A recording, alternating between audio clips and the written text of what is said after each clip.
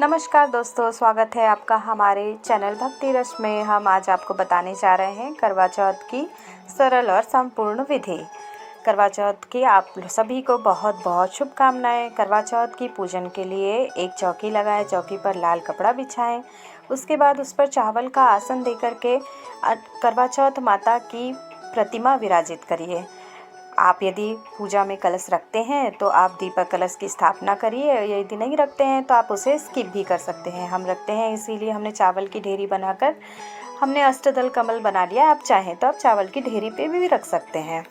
कलश के लिए कलश में हम सिक्का, हल्दी, रोली, कुमकुम, अक्षत डाल करके कलश तैयार करेंगे और कलश को हम आम के पत्तों से सजाएंगे। यदि आपके पास आम के पत्ते उपलब्ध ना हो तो आप अशोका के पत्तों से भी सजा सकते हैं। इसके पश्चात हम कलश के ऊपर रखने के लिए एक प्लेट में अनाज भरेंगे और उस प्लेट को कलश के ऊपर रखेंगे। इसके ऊपर हम घी का, शुद्ध देसी घी का दिया स्थापित करेंगे। ये हो गई हमारी दीपक कलश की स्थापना।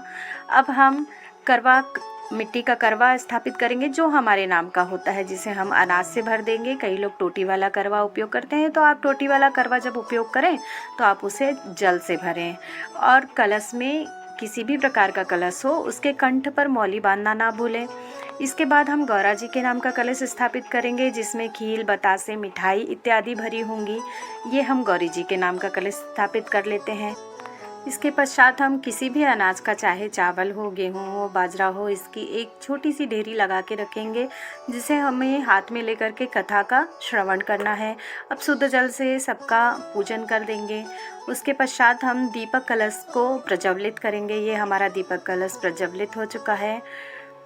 कलश के प्रज्वलन के बाद हम वस्त्र स्वरूप धागे को, कच्चे सूत को अर्पित करेंगे। यदि आपके पास कच्चा सूत ना हो या कच्चा सूत हो भी और चुनरी है आपके पास उपलब्ध, तो आप करवा माता पर चुनरी भी अर्पित कर सकते हैं। मैंने कच्चा सूत उपयोग किया है। कच्चा सूत ही मैं जनेऊ के रूप में गौरा जी को, कलश को, पृथ्वी को और करवा माता को अर्पित कर रही हूँ।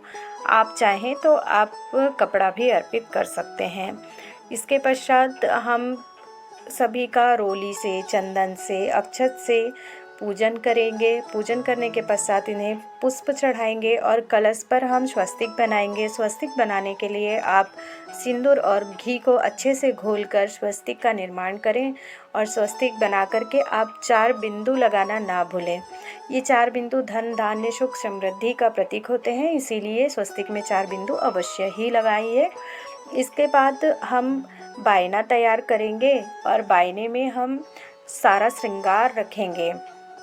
यदि आप सामर्थ्य के अनुसार चाहें तो 16 श्रृंगार रखिए, या नहीं तो कम से कम 2 श्रृंगार रखना आवश्यक है। बायने का पूजन कर देंगे और बायने के पूजन के बाद बायने पर वही श्रृंगार रखिए जो हमें दूसरे को दान में देना हो, और दान में जिसे ना देना हो उसे बायने से अलग कर दीजिए, जिसे आप भी उपयोग कर सकते हैं या आप और।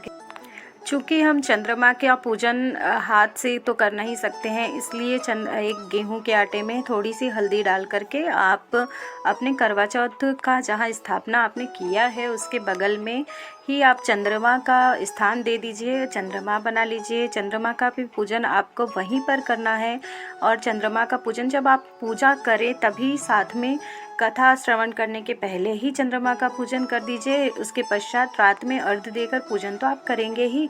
चंद्रमा के पूजन के लिए आप अलग से एक लोटे में जल रखिए। जल में थोड़ी सी हल्दी, थोड़ा सा दूध, फूल और गंगा जल डाल करके आप चंद्रमा का पूजन करें। इसके पश्चात हम जिस पुस्तक से कथा कहने वाले हैं उस पुस्तक का भी आभार व्यक्त करते हुए उसका भी पूजन करिए।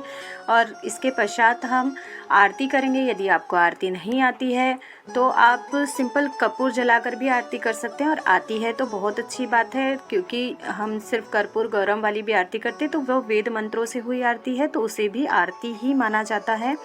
और आरती के पश्चात हम थोड़े से गेहूं के ढेरी जो हमने अलग से लगाई है उसमें से थोड़े से अनाज के दाने लेकर के, हाथ में लेकर के आप अपने सौभाग्यवती होने की कामना करें और अपने संकल्प को फिर से दोहराएं और अपने पति की लंबी आयु और सुख, समृद्धि, खुशहाली, आरोग्यता की कामना करें और ऐसे ही आपको अपना पूजन संपन्न करना है। आपकी पूजा संपन्न होने के पश्चात आप करवा फेरते हैं यदि, तो आप 7 बार गौरा माता और अपने करवे के साथ में 7 बार फेरें। और इस 7 बार फेरने के पश्चात करवों का स्थान बदल जाता है, तो जहाँ गौरा जी का करवा होता है वहाँ पर हमारा करवा चला जाएगा और गौरा जी का करवा हमारे करवे के स्थान पर आ जाएगा। और यदि आप नहीं फेरते हैं तो आप इसे स्किप भी कर सकते हैं। यदि कोई नहीं है आपके साथ करवा फेरने वाला, तो आप गौरा माता के करवे के साथ अपना करवा फेर सकते हैं। यदि कोई है, आप एक से अधिक लोग पूजा करते हैं साथ में बैठकर, तो आप आपस में अपने करवे 7 बार फेरिएगा। इसी के साथ करवा चौथ पूजन विधि संपन्न होती है। यदि आपको यह जानकारी, यह पूजन विधि अच्छी लगे तो चैनल को लाइक, शेयर एंड सब्सक्राइब। करवा चौथ व्रत कथा। कार्तिक मास की कृष्ण पक्ष की चतुर्थी को करवा चौथ कहते हैं। इसमें गणेश जी का पूजन करके उन्हें पूजन तथा दान से प्रसन्न किया जाता है।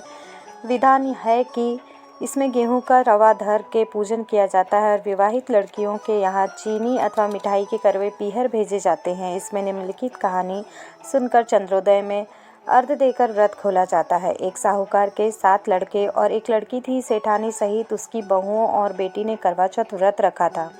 रात्रि को साहूकार के लड़के भोजन करने लगे तो उन्होंने अपनी बहन से भोजन करने के लिए कहा। इस पर बहन ने उत्तर दिया, भाई अभी चांद नहीं निकला है, उसके निकलने पर अर्घ देकर ही भोजन करूंगी। बहन की बात सुनकर भाइयों ने ऐसा किया कि नगर के बाहर जाकर अग्नि जला दी और छन्नी ले जाकर उसमें से प्रकाश दिखाते हुए उन्होंने बहन से कहा, देख बहन, चांद निकल गया है, अर्घ देकर भोजन कर ले। यह सुन उसने अपनी भाभीयों से कहा कि आओ तुम भी चंद्रमा का अर्घ दे लो, परंतु वे इसके दुष्प्रभाव को जानती थी। उन्होंने कहा, बहन जी, अभी चांद नहीं निकला है, आपके भाई आपसे धोखा करते हुए अग्नि का प्रकाश छन्नी में से दिखा रहे हैं।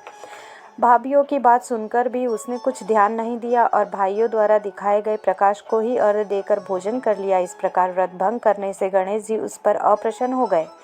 इसके बाद उसका पति बहुत बीमार हो गया और जो कुछ घर में था उसकी बीमारी में व्यय हो गया। जब उसे अपने किए हुए दोष का पता चला तो उसे बड़ा पश्चाताप हुआ और गणेश जी की प्रार्थना करते हुए विधि विधान से पुनः चतुर्थी का व्रत करने का उसने निश्चय किया और करना आरंभ कर दिया। तथा श्रद्धा अनुसार सबका आदर सत्कार करते हुए सबसे आशीर्वाद ग्रहण करने में मन को लगाया। इस प्रकार जो कोई छल कपट को त्याग कर श्रद्धा भक्ति से करवा चौथ का व्रत करेंगे, वे सब प्रकार सुखी होते हुए क्लेशों से मुक्त हो जाएंगे, ऐसा इसका महत्व कहा जाता है। उद्यापन करने के लिए एक थाली में 13 जगह 4-4 पूड़ी और थोड़ा सीरा यानी कि हलवा रख लें। उसके ऊपर एक साड़ी, ब्लाउज और सामर्थ्य के अनुसार रुपए रख लें। फिर उस थाली के चारों ओर रोली चावल से फेर कर सासू के पाँव लगकर उन्हें दे देवें। इसके बाद 13 ब्राह्मणों को भोजन कराएं, दक्षिणा देकर टीका लगाकर उन्हें विदा करें। आपका करवा चौथ का उद्यापन पूर्ण होता है।